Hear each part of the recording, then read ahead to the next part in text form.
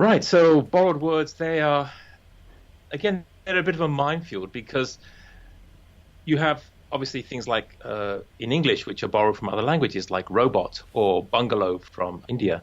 But there are a lot of English words which other countries borrow and then they put their own twist on them. So, for example, in Turkey, I don't know if you ever want to, or you ever wanted to have a toasted sandwich, but in England, toast is like a piece of bread which has been toasted, maybe with butter on. But in Turkish, tost is actually a sandwich, usually with cheese and tomatoes and maybe some meat. So when you ask, you look at a menu and you think, oh, they have toast. I'll have a couple of slices of toast with the bacon or with egg. So you order a toast and then this cheese sandwich comes. Oh, I didn't ask for that. I wanted toast with a bit of butter on. So people, they borrow words. Again, like in giving another example from Turkey, we say sandwich, and in Turkey they say sandwich, which is quite similar. But when a Turkish person says, would you like a sandwich? And you're going, what? And it's like, he doesn't understand. He's an English speaker. Why doesn't he understand sandwich? Because it's a word from his language.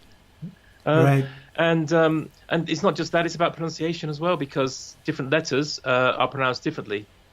I had that experience in Turkey with you. Yes. Because the lady I was staying with, her name was Ceylon, Ceylon.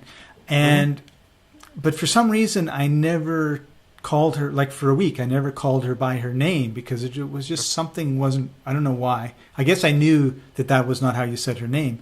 And then when you talked to me about having called her, you didn't call her Ceylon. Jaylan, yeah. Jaylan. And I'm going, and I stopped you and I said, wait, how did you say her name? And you said it again, Jaylan. I said, Jaylan. And you said, yeah, the C is a J sound in Turkish.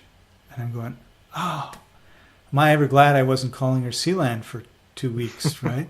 And, so it's funny how, the different sounds, the different rules.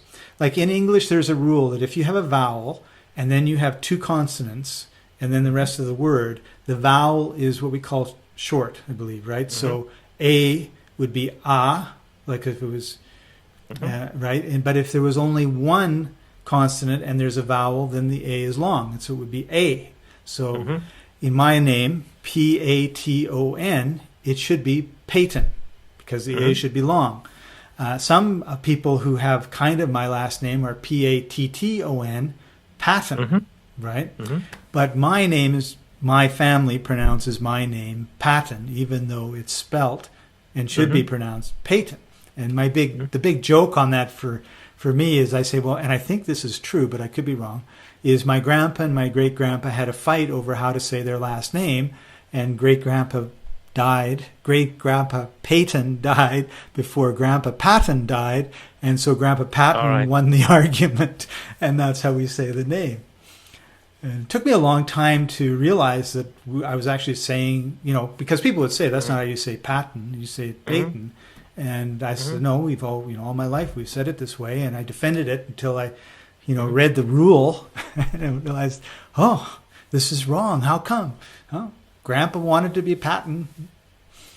But you have rules and you have usage, and often the usage is different, and often usage trumps the rule. And again, talking about that pronunciation thing, I had the same problem in companies because a lot of the business people I was talking to, they were talking about K accounts.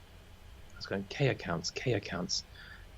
So there's A, B, C, D, E, F, G, H, K accounts. So it's not a very important account. But what they were saying was key accounts.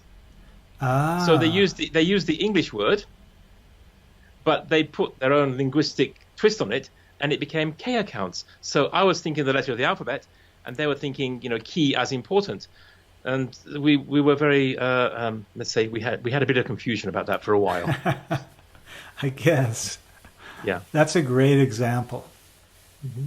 Okay, so yes, I mean, there's a lot you can talk about there, but it's about awareness that, when somebody is saying something to you, a foreigner is saying something and going, it's this, and you're not understanding, then maybe it's something that's borrowed from your language, or maybe it's something that they know about your culture, but they've just maybe said it a little differently than you're used to. So just try to just give a bit of patience and try to understand what it is that they're saying, because probably if they're insisting that much, it's something you should know or you should have an idea about.